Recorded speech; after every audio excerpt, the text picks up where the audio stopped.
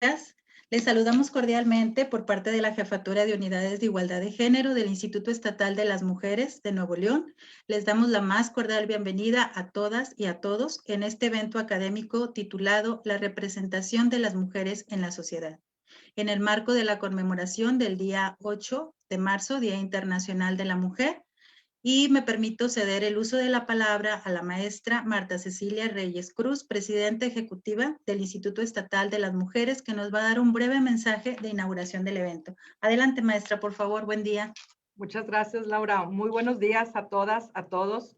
Realmente estoy muy contenta por tener la oportunidad de contar hoy con la participación para el desarrollo de estas conferencias a dos personas muy importantes, muy representativas de los trabajos para lograr la igualdad entre mujeres y hombres en Nuevo León y que tendrá repercusión inclusive a nivel nacional. Contamos con la doctora Mariana Gabarrot. Bienvenida. Muchísimas gracias, doctora, por acompañarnos. Y el doctor Gil David Hernández. También ambas, ellos ya han estado con nosotros en diferentes eventos y es un lujo que hoy coincidan en este evento. El tema que vamos a ver hoy, pues es por demás importante hablar de la representación de las mujeres en la sociedad. Creo que habla de esas bases culturales que influyen y definen la sociedad en la que convivimos con determinados roles y estereotipos entre mujeres y hombres, que ya nos hablarán a profundidad nuestra invitada y nuestro invitado el día de hoy. Quiero darles las gracias a todas las personas que nos acompañen, pedirles que no se queden hasta el final, seguramente va a ser muy enriquecedor el evento del día de hoy. Yo salgo un momento para fines de la plataforma, me incorporo a la plataforma al final, pero lo sigo la transmisión en vivo. De verdad, muchísimas gracias, un honor contar con ustedes. Y yo también creo que igual que todas y todos estoy ansiosa de escuchar todo lo que tienen para contarnos el día de hoy. Muchísimas gracias, bienvenidas y adelante, por favor, Laura. Muchas gracias. Muchas gracias, maestra Marta Cecilia. Y pues muy bien, vamos a darle continuidad al proceso de trabajo de esta sesión del día de hoy. Como ya lo mencionaba la maestra Marta Cecilia, contamos con la presencia de la doctora Mariana Gabarrot Arenas y con el doctor Gil David Hernández Castillo. Ellos son los expositores en esta sesión. Les voy a explicar un poquito de manera muy general lo que va a ser la forma de trabajo. Vamos a iniciar con la doctora Mariana. Ella va a tener 30 minutos de participación. Igualmente, enseguida el doctor Gil tendrá 30 minutos de participación. Posterior a estas exposiciones, va a haber 15 minutos para que elaboren ustedes sus preguntas. Igualmente les pedimos si en algún momento tienen alguna idea, irla elaborando, formulando, para que después podamos entrar a esta parte de la sesión de preguntas y respuestas, que serían 15 minutos. Finalmente sería un mensaje de manera muy general por parte de la doctora Mariana y del doctor Gil, ¿sí? Y dar el cierre de esta sesión. Pues bueno, me voy a permitir presentar a la doctora Mariana Gabarrot Arenas, profesora e investigadora del Tecnológico de Monterrey. La doctora Mariana obtuvo el grado de doctorado por la Universidad de Oxford del Reino Unido en la Escuela de Geografía y Medio Ambiente, con especialidad en Geografía Humana. Cuenta con 25 años de experiencia en el área de Geografía Humana, centrada en la investigación, docencia y divulgación en temas de género y de migración. Además, es profesora e investigadora en el TEC de Monterrey y colabora con la Oficina de Género y Comunidad Segura del Centro de Dignidad Humana, en donde se le da seguimiento al protocolo para prevenir y atender la violencia de género en la institución. Sin mayor preámbulo, damos la bienvenida a la doctora Mariana Gabarrot. Adelante, doctora, bienvenida. Gracias, muchas gracias por la invitación. La verdad es que es un placer estar nuevamente con ustedes. Siempre que estoy con ustedes empiezo por decirles que su trabajo es muy valioso, que nos da mucho gusto tener la oportunidad de apoyarles y también pues un placer compartir el foro con mi colega Gil David Hernández, con quien hemos hecho tantas cosas interesantes, no tantas a lo mejor como la vida nos da tiempo, pero muchas cosas. Muchas gracias, Gil, por estar aquí. Y bueno, pues un saludo para todas y todos y todes y decirles que cuando me convocaron a hablar sobre la representación de la mujer, realmente dije, híjole, qué tema tan amplio, tan importante y por dónde entrarle, ¿no? Y por dónde entrarle en 30 minutos. Así que, bueno, yo les preparé una propuesta para empezar un poco a explorar el tema de la representación y le comentaba yo al equipo que organizó este evento que usualmente, y es importante prestarle atención a los números, pero también es importante prestarle atención al cómo se representan las mujeres en la sociedad.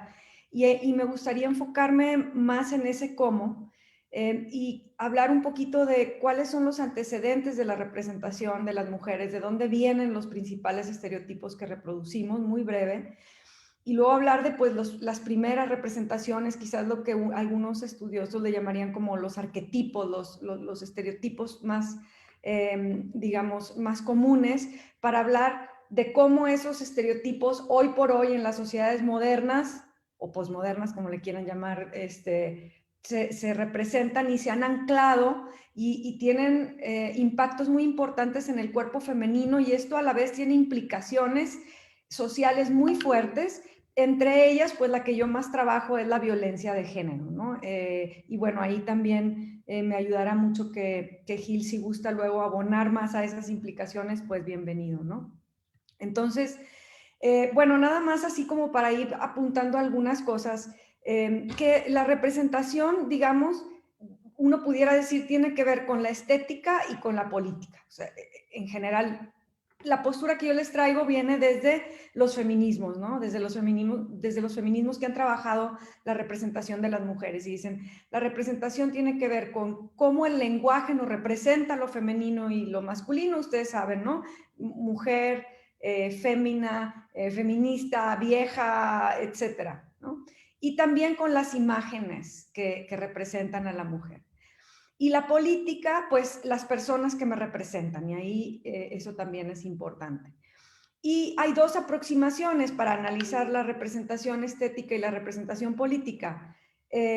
La numérica, es decir, pues la proporcionalidad, la paridad. Ahorita ustedes saben que está el debate de la paridad de género en la política y en el Estado ha estado muy fuerte.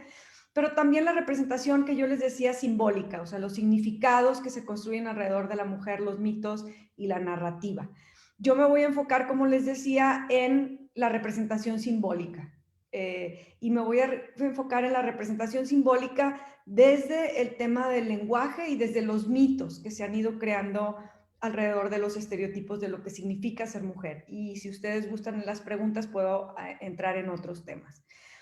Pero vayámonos como a lo básico. Cuando un tema es muy complejo, siempre es importante empezar por lo primero. Lo primero es que, pues como ustedes saben, los roles de género se han construido de manera histórica, donde el hombre se asocia con lo público, con el Estado, con el mercado, con el trabajo, entre comillas, ¿no? La mujer con lo privado, con el hogar, con la reproducción. El hombre con lo azul, la mujer con lo rosa, con todo lo que eso implica. Intuitivamente ustedes piénsenlo, no necesito yo, digamos, decírselo, ¿no? Carritos, muñecas, etc. Ahora, esto a la hora de traducirlo en representación realmente es bastante, digamos, como sencillo, en el sentido de que los dichos populares nos lo recuerdan, ¿no? Siempre dicen, el hombre tiene que ser feo, fuerte y formal. Y la mujer tiene que ser bella, tiene que ser una madre abnegada y tiene que ser virginal. Esa es como la representación más, digamos, simplista y burda de los estereotipos de género, así dividida a grandes rasgos, ¿no? Ahora, esto a su vez se refleja en mitos que se han construido, y les repito, históricamente.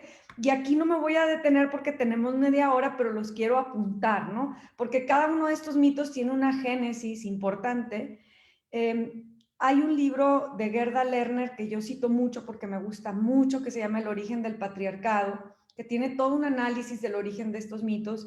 Y también un libro de Silvia Federici, una feminista italiana, que se llama Calibán y la bruja, de donde yo saqué estas discusiones, ¿no? Pero entonces, históricamente, incluso desde la religiosidad, la mujer, así como se divide lo público de lo privado, la mujer privada, digamos, la mujer privada es esta madre abnegada que la imagen de Sara García en nuestra cultura tanto, digamos, reprodujo. Y también tiene que ver con las imágenes de la virginidad y la maternidad, pues que dentro de la tradición judeocristiana se ha venido reproduciendo, ¿no? Y principalmente en el catolicismo, pues el tema de las vírgenes ha sido como una representación constante de la mujer. Y la mujer que no está ahí, es decir, la mujer que no está en lo privado, que no cumple con ese estereotipo, se ha construido históricamente como desviada, como bruja, como prostituta y como meretriz. Y la idea de la prostitución y la brujería siempre han estado como muy asociadas, ¿no? Es decir, las brujas tienen un componente erótico, tanto como las prostitutas tienen un componente, digamos, diabólico en ese sentido, ¿no? Y es interesante porque si ustedes se fijan, la mujer pública, la mujer de la calle, es la mujer que se dedica al trabajo sexual. ¿Por qué? Porque la calle, lo público, es de los hombres. Entonces, si te sales de tu ámbito y entras al otro, automáticamente tu estatus cambia, ¿no? Entonces, aquí ya empezamos a ver de las primeras contradicciones, ¿no? Y yo a mí siempre me gusta decirlo así, aunque a veces las personas que me escuchan se pueden incomodar un poco y de antemano pido disculpas si les incomodo, pero es importante puntualizarlo. ¿En qué mundo se separa la sexualidad de la maternidad? O sea, no hay otra manera de tener hijos más que teniendo sexo. Y ese sexo, si nos va bien, pues tiene que ser placentero, consensuado, etcétera, y si nos va mal, pues es un abuso sexual, ¿no? Pero entonces, ¿por qué separamos la maternidad de la sexualidad? Si una es el resultado de la otra. Pero cuando yo doy estas charlas y cuando, como soy profesora, a mis alumnos jóvenes les digo, pues es que nadie se quiere imaginar a su mamá teniendo sexo o deseo sexual y todos, ay, por favor, no me diga eso. Bueno, en fin, no se los voy a repetir, pero pues es que es como bastante, si uno realmente se toma en serio la representación, pues es un absurdo separar la sexualidad de la maternidad, porque no hay nada que tenga más sentido que juntarlas, ¿verdad? Entonces, bueno, ¿qué pasa hoy? Pues hoy, además de estos cultos añejos, digamos, de estos mitos históricos que traemos, ¿no? Con los que crecemos, con los que nos educan, ¿no? De que nuestras madres son estas inmaculadas que no tienen deseo sexual, que están completamente idealizadas, ¿no? Y que las mujeres pues tienen que ser vírgenes, etcétera, se mezclan con una sociedad moderna que tiene un culto al cuerpo que, bueno, yo no se los voy a venir a contar aquí, ¿no? De hecho, desde la filosofía, ¿no? A un autor que a mí me gusta mucho citar, ahorita les pongo una frase de Baudrillard, nos habla de que hemos pasado del culto al alma al culto al cuerpo en la sociedad, ¿no? Y hoy entonces el cuerpo, y me gusta esta frase, es solo el más bello de estos objetos poseídos, manipulados y consumidos psíquicamente. Es decir, hoy por hoy los cuerpos se han convertido en nuestra sociedad moderna en un proyecto personal. Él le llama, para quienes han estudiado psicología, sé que Gil ha estudiado psicología y algunas de ustedes también, dice, el cuerpo se ha reinvestido de significado narcisista. O sea, hoy por hoy todo el mundo está al pendiente de su cuerpo todo el tiempo. Que si me veo así, que si me veo asado, que si me peino, que si no me peino, que si me pinto las uñas, que cómo me visto, que bueno, en fin, o sea, es... Entonces, por un lado tenemos muchos tabús de la sexualidad del cuerpo porque nos tapamos el cuerpo, pero por otro lado tenemos todo un culto al cuerpo. Hay industrias alrededor del cuerpo, ¿no? Que van desde la belleza hasta el adelgazamiento, hasta el engordamiento, bueno, en fin, o sea, hace millones y millones de dólares se gastan y de pesos se gastan alrededor del cuerpo en la sociedad moderna, ¿no? Entonces el cuerpo hoy se administra, quien haya ido a un nutriólogo alguna vez en su vida sabe que es todo un proyecto administrar el alimento y administrar a un gimnasio, por ejemplo, ¿sí? Se acondiciona, el acondicionamiento físico, ¿no? Y se manipula, o sea, bueno, desde cortarse el pelo, tatuajes, las cirugías estéticas, ¿sí? En fin. Y bueno, todo lo que tenga que ver con los ejercicios, ¿no? Cuántas veces miles de comerciales, ¿no? Que tienes que tener la panza con cuadritos y que esto y que el otro, en fin. O sea, el cuerpo es todo un proyecto carísimo y a mí me gusta repetir eso porque si ustedes saquen la cuenta de su presupuesto de la quincena, ¿cuánto se gastan en el cuerpo? Para lo que sea, ¿ok? Desde champú, todo lo que gastan alrededor de su cuerpo. Entonces les digo, ha venido evolucionando esa idea del cuerpo desde tiempos milenarios, dice Baudrillard, o sea, desde la religión, donde el cuerpo tenía que ver con lo carnal y digamos, se decía, no le prestes atención al cuerpo, hasta la industria, donde decían el cuerpo es una máquina, es una fuerza laboral, hasta hoy que decimos el cuerpo tiene que ver con la belleza, con el erotismo, con tenerlo bien, hay que cuidarlo, en fin, hay que tenerlo sano, hay toda una serie de discursos alrededor del cuerpo moderno.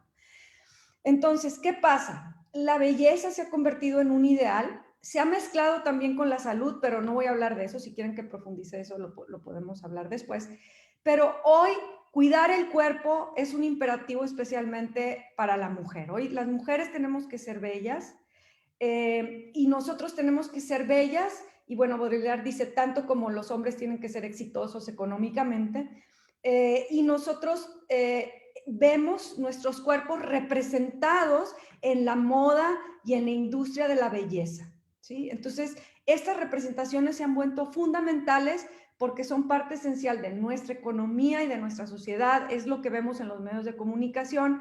Ayer hablábamos con la licenciada Ceci de esto, ¿no? De la importancia de trabajar en estas representaciones.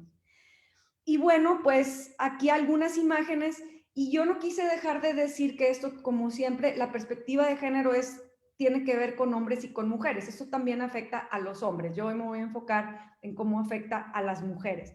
Pero digamos que esas imágenes que se nos venden, aquí les puse 2 ejemplos de 2 modelos, son imposibles para la gente normal, o sea, para el común de los mortales. Estas 2 personas tienen un equipo detrás, literalmente dedicados a sus cuerpos y gastan millonadas en tener un cuerpo así y nomás se dedican a eso, no se levantan a trabajar en otra cosa porque su trabajo es su cuerpo, ¿sí? Entonces el cuerpo se convierte en un signo y en una forma a la que todo el mundo aspira, porque en el fondo, dice Baudrillard, o sea, en el inconsciente todo el mundo aspira a tener cuerpos como los que vemos en la tele, ¿no? Y se sexualiza especialmente el cuerpo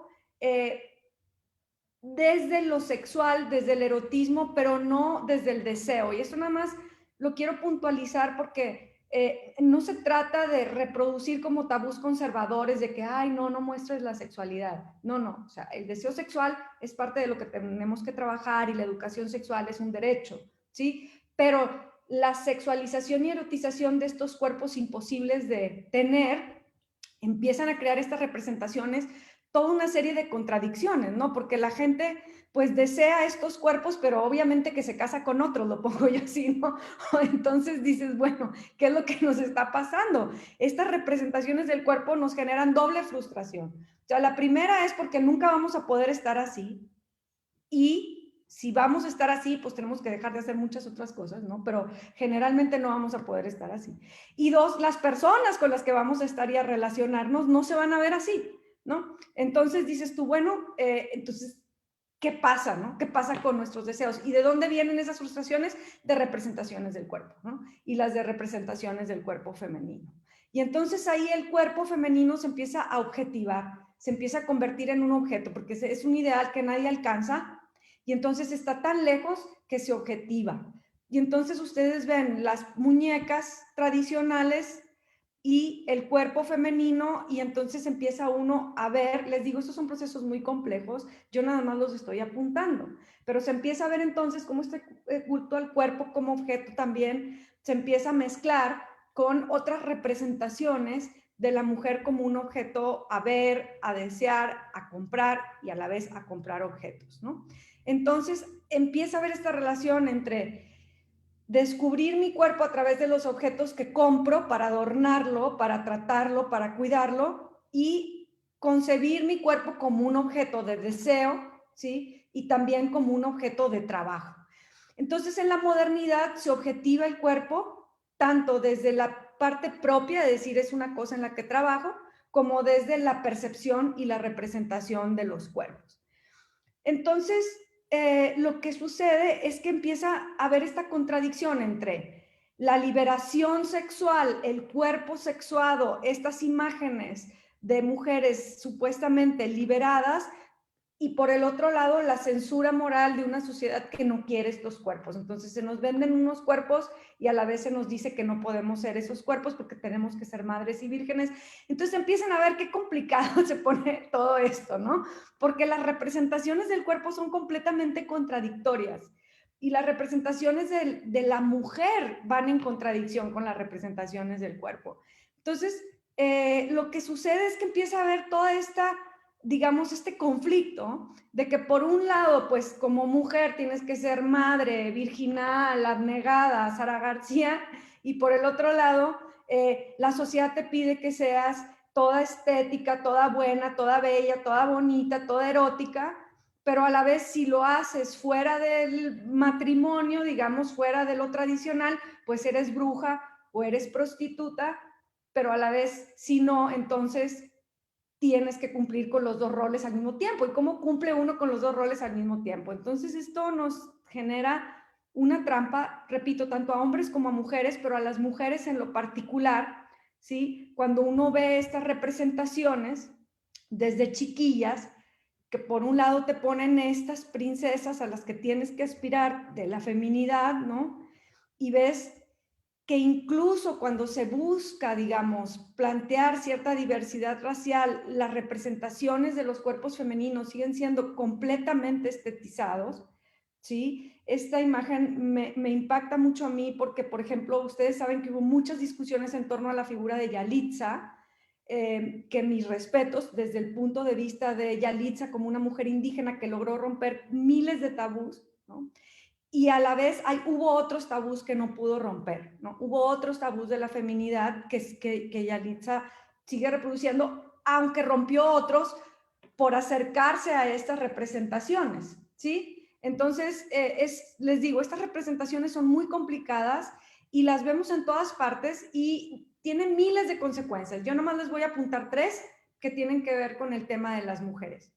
La primera es la representación de que las mujeres son abnegadas, sacrificadas y sirven en el hogar, la representación de esta madre, pues cuando las mujeres no sirven literalmente, o sea, si no me quiere servir la cena, si no me quiere servir el desayuno, si no quiere ser esa madre abnegada, entonces, ¿qué haces? ¿Sí? Y ahí viene un tema de violencia doméstica, ¿no? No estás cumpliendo con tu rol de mujer, con tu rol histórico, entonces las mujeres son vulnerables a la violencia cuando resisten estas representaciones, ¿no?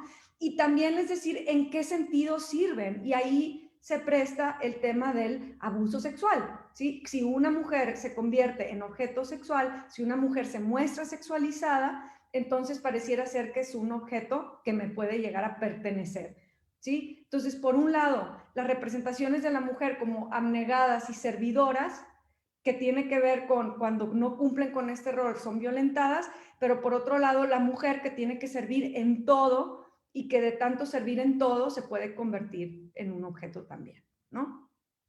También, al decir objeto, pues los objetos son comprados y vendidos, ¿sí? Son pedidos y dados, no quiero meterme con el tema de la pedida, pero son pedidos y dados, son comprados y vendidos, y también son descartables. Es decir, una muñeca Barbie la agarro, la destazo y la tiro en un terreno baldío, ¿no? Entonces no es casualidad, no lo explica eso todo, no voy a entrar ahí, pero no es casualidad que las víctimas de feminicidios sean abusadas sexualmente, desmembradas y tiradas en un terreno baldío como cualquier muñeca Barbie, ¿sí? Entonces, esos procesos de objetivación pueden llegar a tener consecuencias muy graves y también promueven la misoginia. ¿Qué es la misoginia? Y aquí sí quiero aclarar algo que es importante, o sea, semánticamente, el origen de la palabra misoginia implica odio hacia las mujeres, ¿ok? Pero la misoginia en la sociedad no es el odio hacia todas las mujeres. Los misóginos no odian a todas las mujeres. Los misóginos odian a las malas mujeres. Es decir, se diferencia entre buenas mujeres y malas mujeres. ¿Y cuáles son las buenas mujeres? Las que cumplen con el estereotipo. ¿Y cuáles son las malas mujeres? Las que no.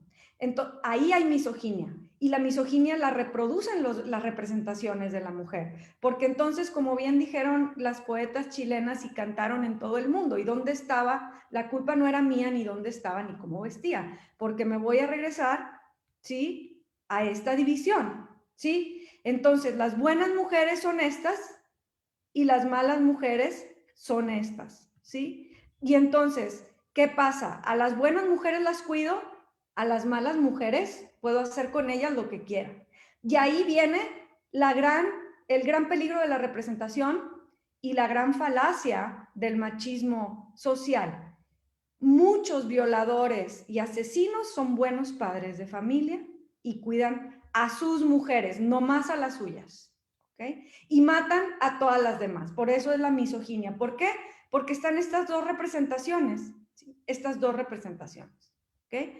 Entonces, la representación, ¿sí?, puede tener, digamos, consecuencias terribles para la sociedad si no las trabajamos. O sea, desde ahí, desde esa representación, se empiezan a gestar muchas de las grandes violencias que vivimos hoy en día. Y bueno, para no quedarme nada más en eso, también quería mostrarles 3 ejemplos de representaciones distintas con las cuales se han estado trabajando, atendiendo un poco al llamado que hacía la licenciada Ceci de, bueno, trabajemos con los medios de comunicación para que no reproduzcan estas imágenes. Esta imagen obviamente no es de Disney, sino de feministas que están cuestionando el tema de la construcción de las mujeres, pero aquí, por ejemplo, hay una imagen que a mí me gusta mucho, porque es muy, muy impactante, de decir, a ver, ¿qué pasa entonces con las mujeres discapacitadas, ¿no?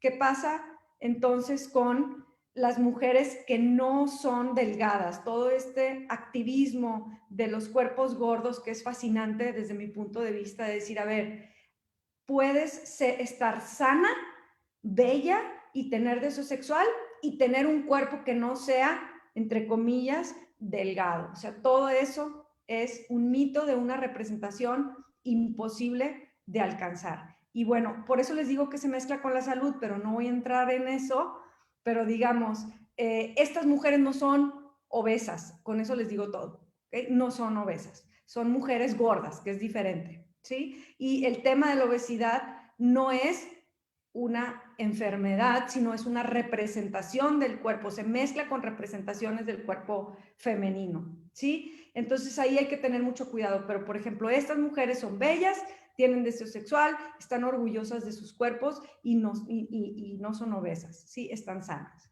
Entonces, estas campañas de decir, a ver, mostremos otros cuerpos, ¿sí? Representemos otros cuerpos en los medios de comunicación, enseñémosles a las niñas que estén orgullosas de sus cuerpos, cualesquiera que sean, ¿sí? Entonces, en ese sentido, liberar el cuerpo femenino, representarlo de otra manera, se vuelve fundamental, ¿sí? Y bueno, yo lo dejaría ahí y si hay preguntas más adelante, pues yo con gusto profundizo en lo que ustedes quieren que yo profundice. Gracias.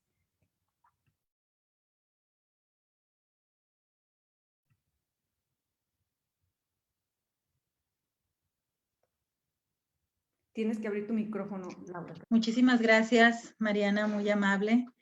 Muy interesante la intervención. Y bueno, ahora damos la bienvenida al doctor Gil David Hernández Castillo. El licenciado Gil es licenciado en Criminología y Psicología, obtuvo el grado de maestro en Ciencias con acentuación en Violencia Familiar, doctor en Métodos Alternos de Solución de Conflictos por parte de la Universidad Autónoma de Nuevo León y desde hace 3 años es miembro del Sistema Nacional de Investigadores de CONACYT. Además, ha publicado diversos artículos en revistas científicas y de divulgación, capítulos en libros y libros publicados. Desde el año 2000 a la fecha trabaja en la investigación sobre análisis de la violencia y la reconstrucción de la masculinidad. Actualmente es catedrático e investigador de la Facultad de Derecho y Criminología de la Universidad Autónoma de Nuevo León y profesor investigador de la Universidad de Ciencias de la Seguridad. Cedo el uso de la palabra al doctor Hernández. Le agradecemos su intervención, doctor. Gracias, Laura. Bueno, pues de nuevo, pues agradecer la invitación a la maestra Cecilia Reyes, a ti, Laura Villarreal, por la invitación. También agradecer aquí a las autoridades de la Universidad de Ciencias de la Seguridad, que pues ellos están comprometidos, el doctor José Rosa Huerta, que es el rector, la directora, la doctora Yolanda Jiménez, con estos temas de equidad de género, tanto hacia el interior de la misma universidad, como si los profesores por acá tenemos oportunidad de ir a hacer algún quehacer sobre estos temas, ¿no? Y bueno, pues también muy contento y muy comprometido. Contento primero porque estoy con la doctora Mariana Gabarrot, que la aprecio y la admiro mucho, y muy comprometido porque pues después de sus reflexiones, pues ya veremos qué oportunidad me dejó para compartirles también, ¿no? Le decía ayer a Laura que no sé en qué momento le dije que sí, ¿verdad? A mí me encanta participar en los foros, me encanta seguir, no como activista porque no me considero un activista, pero sí alguien que trabaja el tema desde hace tiempo, que está comprometido con el tema y soy congruente con ello, ¿no? Si puedo abrir grupos, abro grupos, los abrimos aquí en la UX, etcétera, ¿no?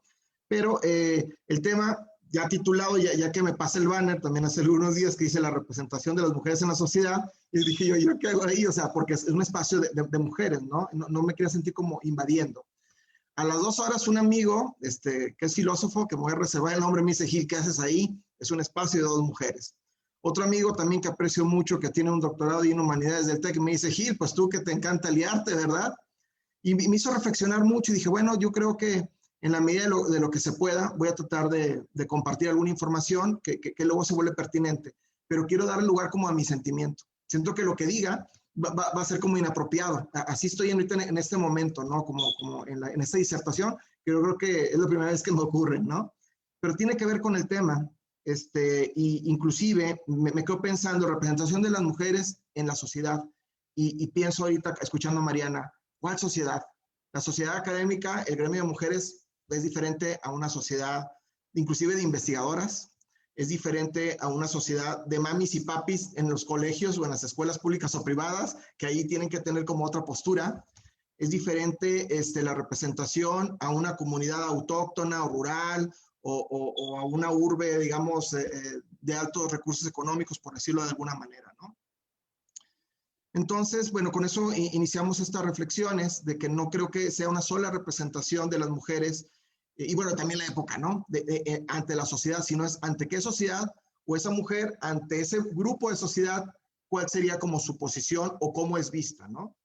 Y bueno, es un derecho de todos y todas poder vivir representados, estar representados, pero también sabemos a través de la historia, y ya lo apuntó muy bien Mariana con las reflexiones que nos dio, que la mujer no ha sido representada y tenemos historias muy complicadas donde la mujer era la que pintaba y entonces el varón era el que le firmaba la pintura, ¿no? Para que pudiera estar en el gremio, en los museos y vender aquellas pinturas, ¿no?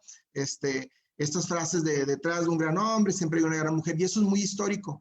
Y apenas recientemente, vamos a hablar que tal vez de 1900 para acá, de una manera más fuerte y posicionada, la mujer ha sido más visualizada, se le ha quitado esta situación como de invisibilidad o de un solo lugar como en lo privado, como en el hogar, como bien lo mencionaba también la doctora, ¿no?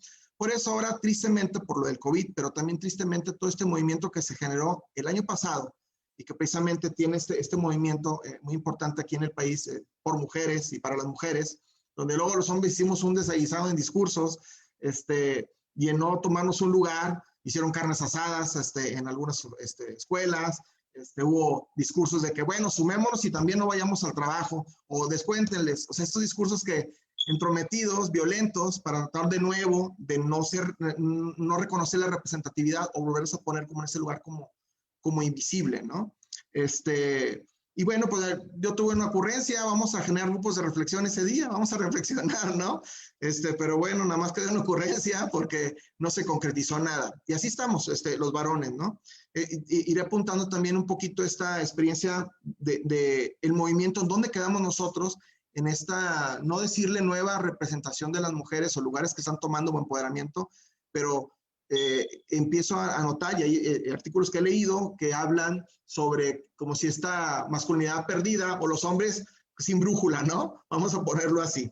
Y bueno, esta subrepresentación de las mujeres es causado, como ya también lo puntualizó la maestra Mariana, y yo creo que muchas personas que hoy nos escuchan lo saben o lo han estudiado, por el ejercicio poder que hemos tratado de ejercer los hombres, pero en el abuso, un poder destructivo, no un poder constructivo, como lo menciona Kaufman, por la hegemonía masculina, por la violencia masculina, por las masculinidades tóxicas, Y no importa la teoría, todas explican, y aquí no sería como para hacer un debate teórico de por qué en particular los varones no damos lugar a esas representaciones, o la mujer ha batallado, porque precisamente los varones hemos estado haciendo como una lucha en contra de estas representaciones y visualizaciones de los espacios que le corresponderían pues, a cualquier ser humano, o a las mujeres, o al que desee, ¿no? Entonces, yo lo remito como una explicación a lo mejor muy, muy simple al miedo a perder o miedo a perdernos. Detrás de cada golpe, de cada acto de violencia, siempre hay miedo, hay terror. Sí, por eso, bueno, cometemos estos actos de terror, como ya también nos puntualizaba la doctora sobre los feminicidios, esto de desmembrar al otro. Explicaba también el doctor Guillermo Vanegas Arrambide en una ocasión, en una disertación que tuvo, de que los varones en estos actos de ir a matar a la pareja porque no regresa con él, va y la mata, pero no bastaba con matar a la pareja real, física que está ahí, esta mujer, sino también matar a la que tiene representado en su cabeza, ¿no? Entonces, pues ahí está. Seguimos en esa lucha que al final de cuentas, a lo mejor, sin que se oiga así inapropiado o muy frío, pues no era a la que querías matar, no era la real, ¿no? Era la que tú traías ahí y no había necesidad de haber hecho todo eso, ¿no? O sea, tan sencillo, ¿no? Pero terminamos haciéndolo por ese temor y miedo a perdernos que terminamos, yo considero, más perdido. Y esto es lo que produce o ha producido pues, brechas de desigualdad que se ve en el empleo, en la mayoría de instituciones públicas o privadas, los dirigentes que están, digamos, en el top de la situación curricular pasan a ser varones y tienen años siendo varones, ¿no? En los puestos de poder privado, público, les comentaba, en los sueldos de los jugadores, si bien a lo mejor pueden decir y explicarme los economistas que los jugadores de fútbol de Tigres o Rayados ingresan más en taquilla, en ventas de playeras, qué sé yo, ¿verdad? Que las jugadoras del fútbol femenino, pero aún así la disparidad en sueldos es demasiado. O sea, hay una situación donde otra vez no se le reconoce, incluso en algunas instituciones, que es una mala práctica, que supone que ya no se hace, está la vacante y el tope de sueldo, pues si es mujer, pues dale el tope mínimo. ¿Por qué? Y eso se sigue tristemente replicando y no lo vemos, ¿no? Y bueno, como la política no es mi ciencia y espero que no meterme en esos menesteres nunca, ¿no? Me doy cuenta que la primera secretaria de Estado fue una secretaria de turismo en los 40. Y lo primero que pensé, a lo mejor en esta masculinidad tóxica que sigo atravesado y en rehabilitación, dirá mi amigo Rafa de Supera, ¿verdad? Pensé, pues sí, porque es vacaciones. Las mujeres se encargan de las vacaciones. O sea, curiosamente, la primera secretaría que se otorga a una mujer en el Estado fue turismo, ¿no? Que ahorita hay mucha economía ahí, pero ¿por qué es en una situación de poder? Y ahora en nuestro país, recientemente tenemos a una mujer en la Secretaría de Gobernación, que es sabemos, simplemente una sesión constitucional, si el presidente, como ahora que tristemente enfermó de COVID, pues ella es la responsable de nuestro país, ¿sale? Entonces, ahí está todavía, no podemos decir, no, pues ya estamos del otro lado y ya esos son historias del pasado, de mis abuelos, de la violencia que antes había porque así era la familia, porque no quedaban otras oportunidades, porque así se representaba la mujer, no. Todavía en la actualidad, tristemente, seguimos subrepresentándola. O estas historias que, bueno, pasaron hace como alrededor de 10 años, de que la candidata era la mujer y ya ganaba, y luego ya no, pues es que enfermé o tengo que hacer otras menesteres y renunciaba y el suplente era curiosamente un hombre, ¿no? Entonces ya, ahora el sistema electoral ha puesto correctamente, tampoco entiendo mucho del sistema electoral, pero hay otros doctores que les puedo compartir que sí, pero sé que han puesto correctamente candados muy interesantes para que estas malas prácticas, porque eso es lo que son, faltas de ética, malas prácticas, pues dejen de ocurrir, ¿sale? Y bueno, ¿qué cambios ha habido? Ahí les voy a tratar de compartir un poquito cómo lo entiendo o lo he leído, o lo he reflexionado o he aprendido, como de la doctora Mariana y de otras especialistas en el tema, Mariana Duque y demás. Primero empezó en la familia. Ahí yo creo que empezó como la primer lucha, ¿no? En la familia, en el rol familiar, se ha ido cambiando esas representaciones, donde entonces ya no nada más se enferma el niño, es que el niño está vomitando y a ver, esposa, salte del trabajo, tú pide y tú ve, ¿sale? Ya no pasa así. Entonces, vamos a pensarlo desde ahí, esas primeras representaciones empiezan a cambiar y luego considero que en el ámbito académico, A mí todavía me tocó acompañar compañeras en los 90s, cuando estudié la primera licenciatura en criminología, a la Facultad de Ingeniería de mi alma mater, porque les chiflaban, ¿no? Pues no sé qué iba a hacer también que me chiflaran a mí, porque pues nomás se las acompañaba ahí como ese valor moral, ¿no? Bueno, ya ahorita no ocurre. Yo no sé si ahorita no tengo la estadística y los números de FIME, pero creo que ya hay más compañeras o ya hay más paridad de presencia de mujeres en este tipo de carreras, ¿no? Entonces, en lo académico creo que fue el segundo espacio donde la mujer se empieza por ahí, pues, a empoderar, ¿verdad? Y luego, bueno, también en lo laboral, se empieza a dar cuenta de estas mujeres que empiezan a ocupar puestos importantes en empresas importantes nacionales o inclusive que son ya nacionales e internacionales, ¿no? Y bueno, en lo político, ¿sale? Empezamos a ver a las primeras alcaldesas, las primeras gobernadoras, diputadas, pero luego tristemente, un ejemplo que recurro mucho porque es del dominio público, insisto, yo no soy partidario no soy ningún partido político, es con Rosario Robles, que cuando hubo un lío, es que Rosario Robles vino a prostituir el PRD. Todavía no me puedo sacar esos discursos. A ver, ¿por qué prostituir? ¿Por qué no vino a hacer falta de ética a los estatutos de mi partido? O sea, algo así, ¿no? ¿Por qué la palabra? No, yo no he escuchado que diga, no, pues no sé, Peña Nieto vino a prostituir el PRI. ¿Por qué no lo hablan desde ahí? ¿Sale? Entonces, ahí está, si no lo decimos, si no lo ponemos con las palabras exactas, insisto, no en un tinte político, ¿no? Pero bueno, ellas ahí también empezaron a hacer transformaciones y a ocupar sus espacios, ¿no? Y bueno, y también, ¿por qué se dan estos cambios? Pues por el mismo empoderamiento de la mujer, no ocupan de los hombres para hacer y empoderarse, o que nosotros digamos, sí, te damos el poder, o sea, el poder está en ellas mismas, ¿no? Siempre ha estado en ellas mismas y yo creo que sí lo han representado, pero no lo hemos como cacareado o visualizado, ¿no? La sensibilización, y por también, bueno, ya en segundo término, la sensibilización masculina, ¿no? Pero ¿qué trae la no sensibilización masculina? ¿Qué genera el no representar más a las mujeres? La reflexión que me llegó es más guerras, economías colapsadas, hambrunas, enfermedades no bien atendidas o bien tratadas, pandemias, desplazamientos humanos de migración. ¿Sí? Eso es y vemos ahí documentales en National Geographic y ahí aprendemos también mucho, ¿verdad? O leemos especialistas en papers que nos hablan que las malas decisiones de políticos varones en sectores de economía de otros países hicieron un desajuste en la salud, en la migración y en muchas cosas, en muchos países, continentes africano, no sé, ¿verdad? Hay muchas historias sobre estas y otra vez, no son las mujeres, ahí no están representadas y qué bueno, ¿no? Y bueno, aquí habría nada más que reflexionar ya para ir cerrando la distinción o cómo se distinguen las mujeres y cómo son representadas. Bueno, pues también es ir dando cuenta cómo fueron ganando lugares cuando eran, por ejemplo, en la academia, los concursos de biología o de matemáticas. No, pues mandan a los chiquillos a concursar, los de robótica. Y entonces llegó algún momento, tal vez algunos 7, 8 años, y más recientemente, donde empiezan a las premiadas son las mujeres, ¿no? Empiezan a buscar estos lugares, ¿no? Académicas. Pero yo intenté, así como buen investigador, no es mi línea andar ahorita en esta parte de la representación, viendo qué mujeres, niñas, están como representadas. Y pues salieron youtubers y de TikToks. Y entonces ahí también hay una situación que mencionó la doctora Mariana, como que habría que tener cuidado porque se les sexualiza mucho el cuerpo, ¿no? Y se pone en riesgo. Pero bueno, ya es como un comentario por ahí. Y encontré hasta adolescentes, mujeres adolescentes más reconocidas, ¿no? Entonces, a diferencia de los varones, hay más representaciones o más en redes de niños representados simbólicamente, ¿no?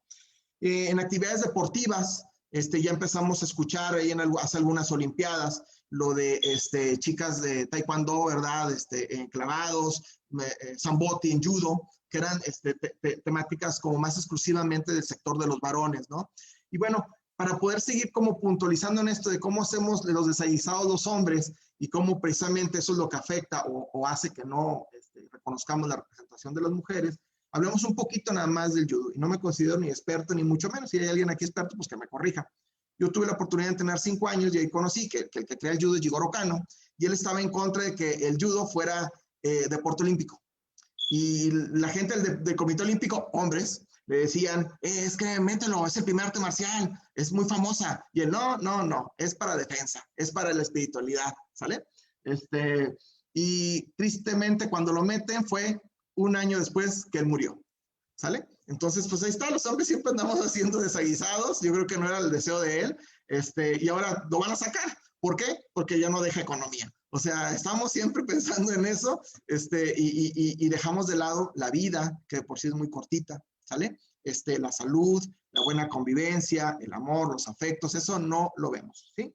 Pero bueno, son ahí como que no me considero experto ni en esos temas, pero pues ahí curiosamente viene a mi asociación. Y si me preguntaran mujeres representativas, así, pues voy a tomarme algunos minutitos de mi tiempo para hablar de Maud Manoni, criminóloga psicoanalista, de Marta Lamas en Cabo, de Alicia Leal Puertas, de Mariana Gabarrot, de Cecilia Reyes, de Laura Villarreal, de la Mariana Chapa, de Santos Delia Ayala, de Elisa Castillo, de Yolanda Jiménez, de Sánchez Cordero, de Ni Valdés, y las 64,260, y ahí están los números, Mariana, mujeres más que habitan este país. Todas son representativas, ¿sí? Todas y cada una de ellas, ¿sale? Así como las 3,811 millones de mujeres que habitan actualmente este planeta. Cada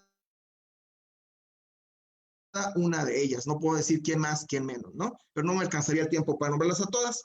Y bueno, ya para cerrar, los cambios que se pueden hacer a corto y a mediano plazo, pues es que realmente funcionen las unidades de equidad de género, por ejemplo, en las universidades y en las escuelas, que realmente funcione. Luego, tristemente, te acercas y sí está, pero pues la dirige un hombre. ¿Y qué formación tiene? No, pues aparte es el que ayuda ahí el de ingeniero, el de mantenimiento, y es el que hace las vueltas ahí para llevar los oficios. O sea, pues no, no debe ser así, inclusive debe de ser también de forma institucional, ¿no? Que en las empresas públicas y privadas se exija. Y haciendo una última reflexión, tuve la oportunidad de participar con lo de la norma 035, una empresa me pidió el apoyo, y pues bueno, pues ya a investigar y a leer. Entonces me llama la atención que la letra dice, acoso y abuso sexual no. Si la norma 035 lo detecta, no. Pues me dije, ¿dónde está la lagunota ahí? O sea, no dices, no la va a atender, pero la tienes que reportar porque el delito se persigue por oficio, ¿sale? Entonces, pues ahí está, la mayoría de legisladores son hombres, la mayoría, los que hacen esa norma también, los que la aplican para salvar del estrés al trabajador, ¿sale? Y no de la violencia sexual, que es más estresante, ¿no? Entonces, hay muchas cosas que todavía, pues, no estamos viendo y nos están dando de golpes en la cara, y la institución pública y privada no ve que pierden más dinero que en lugar de invertir en buscar situaciones de solución. Y con eso cerraría mi participación, Laura. Gracias. Muchísimas gracias, doctor Gil. Excelente también su presentación. Y pues bueno, ahorita antes de pasar a la sesión de las preguntas, me gustaría hacer aquí algunos comentarios que estoy viendo en el chat, pues felicitando a ambos, a la doctora Mariana, al doctor Gil, encantados con ambas presentaciones. Muchos saludos, mucha claridad refieren en los diversas exposiciones que se están manejando. Y por aquí también dicen que interesante el tema. Sí, muchas felicidades también a la licenciada Marta Cecilia por el trabajo que realiza en el instituto, a la licenciada Mariana, gran tema y la explicación es muy clara.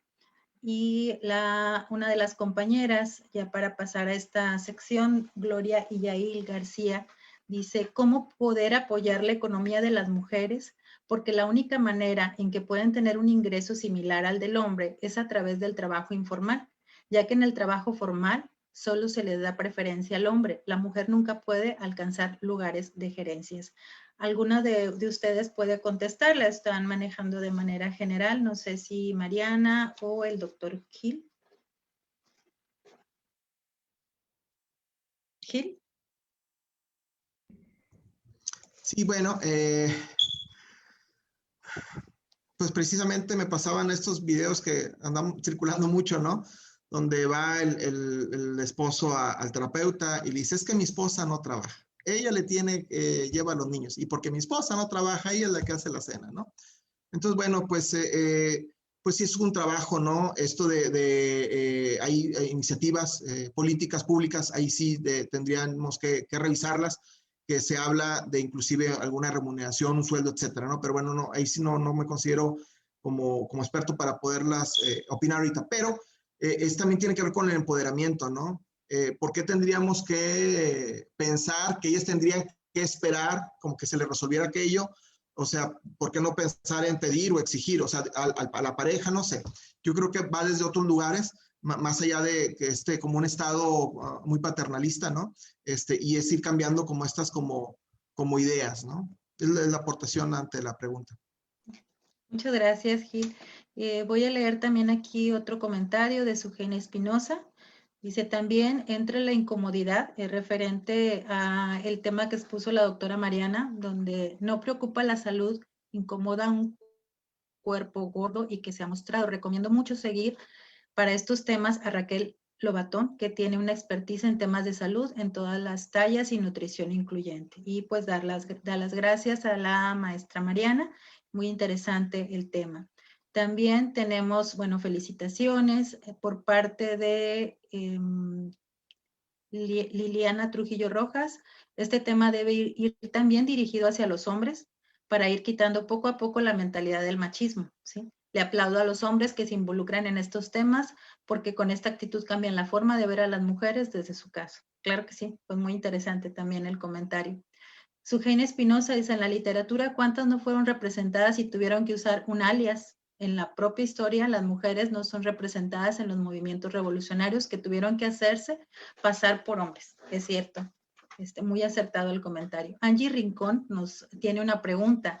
¿Qué acciones se podrían implementar para evitar que los niños pudiesen crecer con una tendencia misógina, teniendo en cuenta que son las nuevas generaciones que pueden replicar los modelos y que parte de los responsables de la educación y modelos a seguir, además de los padres, son las dependencias públicas como Secretaría de Educación, medios de comunicación, etcétera?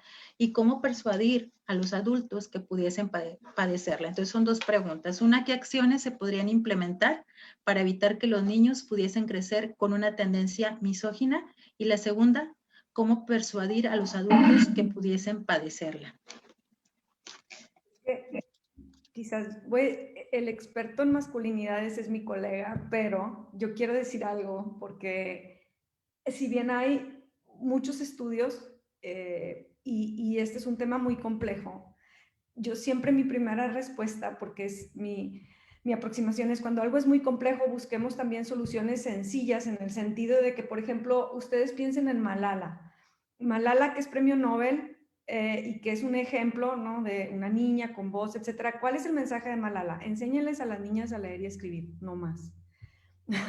Y pareciera como que bien sencillo, nomás está pidiendo una cosa a nivel universal, pero ¿qué implicaciones tiene eso? ¿No? Si todas las niñas saben leer y escribir, el mundo va a cambiar. Yo digo, enséñenles a los niños a jugar con las muñecas. Y ya. ¿Por qué? Porque cuando una niña juega con muñecas, aprende el cuidado. Claro, hay que ver qué muñecas, ya les dije que no Barbies, ¿verdad?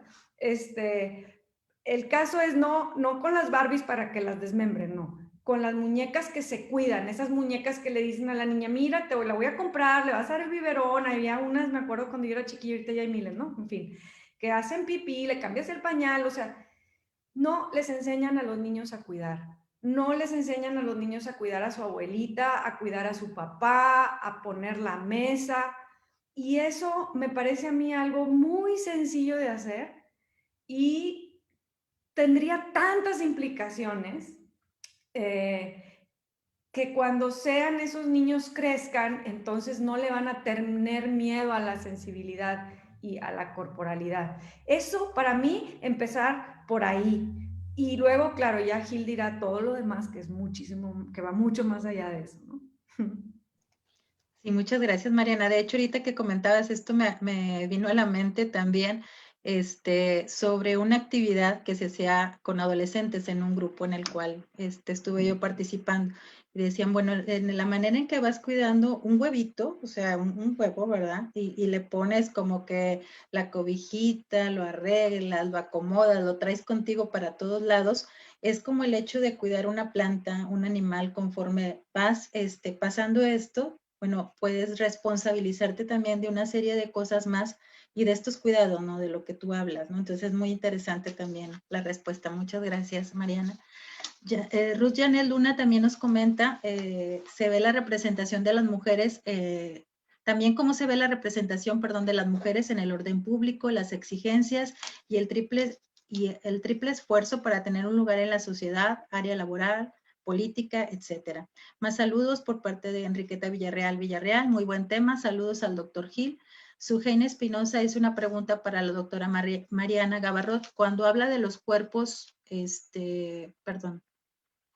cuando habla de los cuerpos gordos o no normados y no aceptados, ¿se podría considerar que las dietas puedan ser un poderoso sedante social para las mujeres en el sentido de nos mantienen tan preocupadas para alcanzar o mantener un ideal que nos silencia, nos anestesia, en otros muchos sentidos y nos mantiene tan ocupadas? Dice Beatriz Jimeno que el día en que todas las mujeres despertemos amando nuestros cuerpos, muchas empresas quebrarían. ¿Usted qué opina? Adelante, Mariana. Que sí, por favor, si se van a poner a dieta, fíjense bien cuál dieta y por qué se están poniendo a dieta y para quién se están poniendo a dieta. Y creo que va con el comentario que hacía la otra compañera, ¿no? Que yo les decía, ese es todo un tema que hemos trabajado desde el feminismo, desde los feminismos, porque, a ver, nada más, sabemos, por ejemplo, que la obesidad se basa en el índice de masa corporal y el índice de masa corporal no te dice nada de la salud de una persona, solamente te dice la proporción de grasa. Bueno, los nutriólogos saben más, ¿no?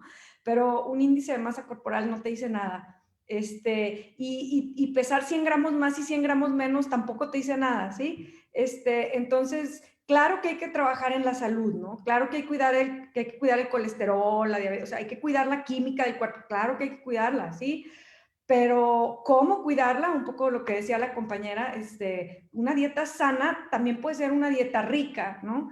Y sobre todo con el tema de las dietas, voy a decir algo, nada más, para no desviarme y quitarle mucho tiempo, pero miren, las mujeres necesitamos y hemos luchado históricamente por tener control de nuestros cuerpos. Se nos ha quitado el control de nuestros cuerpos. Desde el Estado y desde la medicina, nuestros cuerpos están normados, desde la belleza, se nos impone un control del cuerpo tremendo desde la familia, ya lo decía Gil, o sea, desde todas estas instituciones.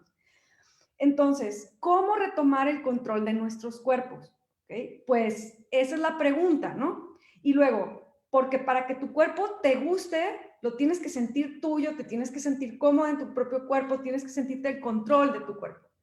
Entonces, mi tema, es decir, o mi opinión es, ¿por qué cuando nos ponemos a dieta le cedemos el control al nutriólogo o a la nutrióloga? Por eso sí hay nutriólogas, y lo dijo bien la compañera, que ya están empezando a trabajar con las feministas para poner a las mujeres a dietas de otra forma. Todas mis amigas que han tenido problemas de peso, yo he tenido problemas de peso toda la vida, ahorita en Zoom, o sea, bueno, no se ven los cuerpos, esa es otra cosa, pero digamos, todas las mujeres en algún momento dado de la vida hemos tenido problemas de sobrepeso o desórdenes alimenticios, todas, eso está como comprobado, ¿sí? Por el tema de la presión social. Y lo que yo les digo a mis amigas es, ok, el problema, todas me dicen esto, y sí sabemos qué comer, Mariana. O sea, no es una cosa de que no sepamos qué comer, es un tema de que, ¿por qué comemos lo que comemos? Esa es la pregunta, por un lado. Y por otro lado es, ¿por qué cuando uno va a una nutrióloga, entonces el control del cuerpo lo tiene la nutrióloga y no tú? ¿Sí? Entonces, las dietas, sí, son un mecanismo de control social de los cuerpos de las mujeres y son una industria multimillonaria, ¿sí? Porque, por un lado, te venden un montón de productos para adelgazar y un montón de comida, y por el otro lado te venden un montón de comida que engorda. Entonces hacen doble negocio. Por un lado te venden el pastel y por el otro lado el Weight Watchers, ¿sí? Es tremendo, tremendo, tremendo el tema de las dietas y es un tema que me apasiona, entonces ya me voy a callar. Muchas gracias, Mariana. Sí, muy interesante esto también porque, bueno, como dices, pudiese ser que realmente porque, pues tu cuerpo, hay una serie de cuestiones químicas que te están desfavoreciendo, pues hay que aplicar, una serie de de aspectos importantes, pero luego vamos con la cuestión de que, ay, porque mi amiga, ¿verdad? Está haciendo tal dieta y bajo tanto, entonces yo lo hago y para quedar bien con quién, ¿sí? Donde ni siquiera tengo, o sea, como mi propia identidad, ¿sí? Sino trato de buscar hacia quién voy a impactar, ¿no? Más que el cuidado propio. Muchísimas gracias, Mariana. También hay una pregunta, dice, doctora Mariana, ¿podría por favor mencionar la autora o autor del libro que citó, el libro del patriarcado? Tu micrófono, Mariana. Se llama Gerda Lerner, es Gerda, Gerda Lerner. Ok, muchísimas gracias. Bueno, saludos, que gracias por compartir esta información. También del Instituto de la Mujer de Sabinas Hidalgo, saludos. De doctor Arroyo, excelente tema. Desde los Herreras también, nos están conectados. Dice, felicidades también, excelente conferencia. Sugen dice, hay un texto que hizo la modelo Naomi Wolf que se llama El mito de la belleza y wow, fue revelador, también lo recomienda Sugen. María Reina Valderas, creo que hasta ahorita son todos los comentarios que tenemos, ¿sí? Entonces me gustaría para ir un poco cerrando esta parte, si doctor Gil nos puede dar algún comentario final, por favor, doctor. Sí, gracias.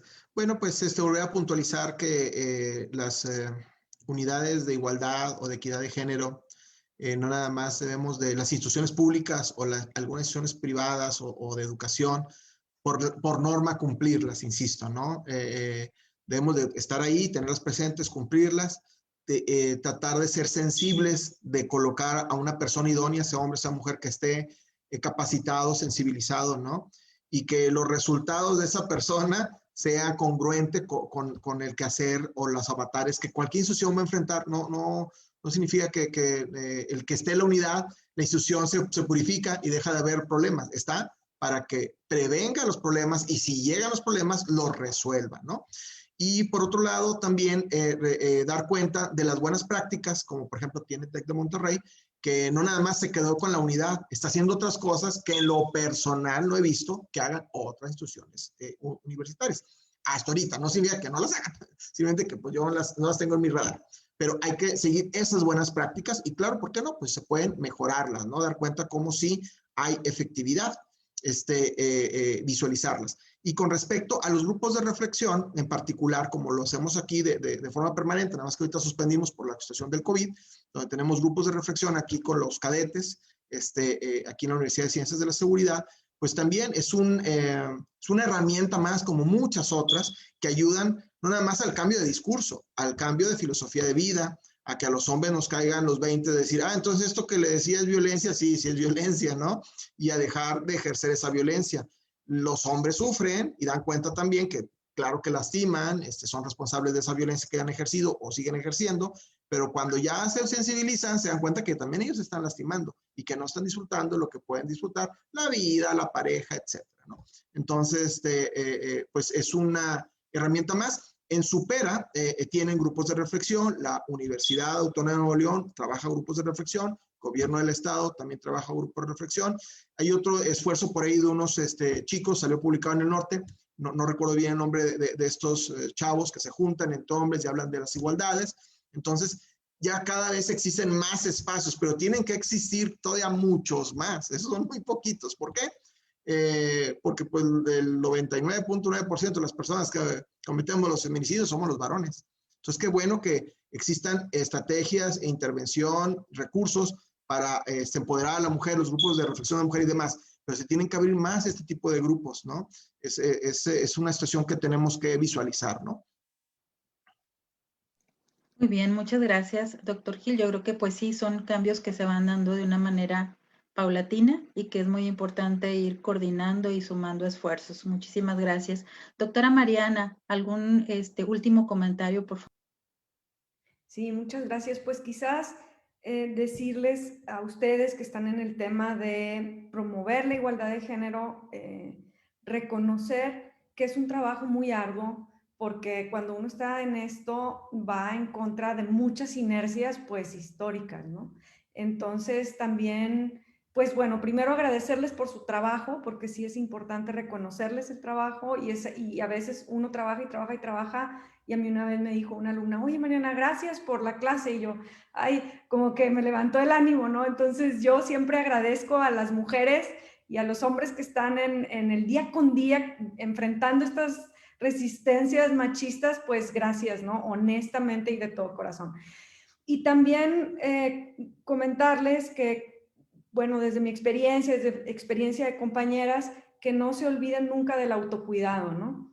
Porque cuando uno está enfrentando esto, pues el género nos atraviesa y entonces son como, uno vive como las violencias machistas cotidianas que no te das cuenta, pero que están ahí. Esas representaciones, quieres que no, pero son violentas. O sea, crecer viendo esas princesas implica muchas cosas, ¿no? Para las mujeres. Y romper con esos esquemas con los que nacemos es muy difícil, y no solamente para las personas con las que trabajamos, sino para nosotras también. Entonces es un doble trabajo el nuestro, porque hay que trabajar en nuestra propia experiencia y en las propias violencias que vivimos, y aparte trabajar con las violencias que se ejercen hacia otras mujeres en las instituciones en las que estamos trabajando, ¿no? Es lo que decía aquí, y más cuando es por mandato, que a veces uno llega a entornos donde no la quieren ni la están esperando, y dices, bueno, y entonces ahora, ¿por dónde voy a empezar? Y ahí yo quisiera decirles dos cosas. O sea, primero es el autocuidado. Si ustedes no están bien, es muy difícil que puedan apoyar a otras mujeres, ¿no? Me decía una amiga mía, es como cuando vas en el avión y te dicen, si baja la mascarilla de oxígeno, primero póngasela a usted y después a la persona que va al lado, porque si usted no puede respirar, no va a poder ponerla a la de al lado. Es igual, si uno no está bien, es muy difícil que uno apoye a otras personas, y eso es como muy importante. Y ya hay también grupos que cuidan a quienes cuidan, que eso también me parece como muy importante. Y la segunda, decirles que a veces, como les decía yo, como dicen, el diablo está en los detalles. O sea, a veces se puede empezar por algo que parece muy sencillo y que tiene muchas repercusiones. Hablaba Gil del TEC hace muchos años, una feminista entrañable que yo admiré muchísimo, que era una mujer muy controversial, pero adorable, que era Rosaura Barahona. Le dijo al rector del TEC, a Rangel, dijo, es que cuando se gradúan las mujeres del TEC, dice ingeniero, y tiene que decir ingeniera, rector, ¿no? Y publicó un artículo en el periódico y se armó un despiporre por una letra. Y ahora las chavas se gradúan y dice ingeniera, licenciada. Qué sencillo, pero ella empezó por ahí y le cambió la vida a muchas, porque les cambió el reconocimiento de su profesión. Sí, hablando de representaciones. Entonces, a veces como que uno quiere hacer grandes cambios, pero un cambio pequeño, y sobre todo si el entorno es demasiado machista, pues empezar por los cambios pequeñitos, ¿no? Yo creo que la experiencia nuestra ha sido gradual. Siempre empezar de manera gradual ayuda mucho, ¿no? Eso sería todo. Muchísimas gracias, Mariana. Y pues bueno, el resto de las personas sigue agradeciendo la atención también por estas dos exposiciones. También comentarles que la maestra Marta Cecilia Reyes está teniendo dificultad para conectarse. Les agradece mucho, Mariana, Gil, por esta intervención. Obviamente también a la participación de las unidades de igualdad de género que están presentes, a todo el público en general que se ha estado conectando, los diferentes institutos de los municipios, ¿sí? Y también hay un comentario también de Juani Escobar, si mal no recuerdo, déjenme checo por aquí, sobre, permítanme, agradeciendo, dice totalmente de acuerdo, no es, perdón, Judith Peña, totalmente de acuerdo, no es algo fácil y en ocasiones se puede percibir que no hay avance, erradicar brechas de desigualdad requiere paciencia y ser perseverante para hacer valer la pena el pequeño avance o esfuerzo logrado. Y pues les agradecemos mucho por parte del Instituto Estatal de las Mujeres, como ya lo mencioné, por parte de la doctora Marta Cecilia Reyes Cruz, la intervención de ambos, Muchísimas gracias a todo el público en general que se conectó, también a las unidades de igualdad de género, a los compañeros del área de comunicación por las intervenciones en cuanto a la conectividad, a mi compañera, la licenciada Ruth Janet Luna, y recordarles que también nuestros servicios en el Instituto Estatal de las Mujeres, en el área de atención, tenemos precisamente respecto a lo que mencionaba la doctora Mariana del autocuidado, que tiene que ver con esta cuestión de la atención tanto del área de trabajo social, del área jurídica y de psicología. Recordarles también que estamos en la línea 070-911, en las diferentes redes sociales, @Mujeres Nuevo León, y nuestros 5 números disponibles por WhatsApp que continuamente están apareciendo. Les agradecemos muchísimo la atención y esperamos vernos en los próximos eventos que realicemos. Muy amables, muchísimas gracias. Hasta la próxima. Muchas gracias, Mariana Gil. Gracias, hasta luego. Gracias, Cecilia.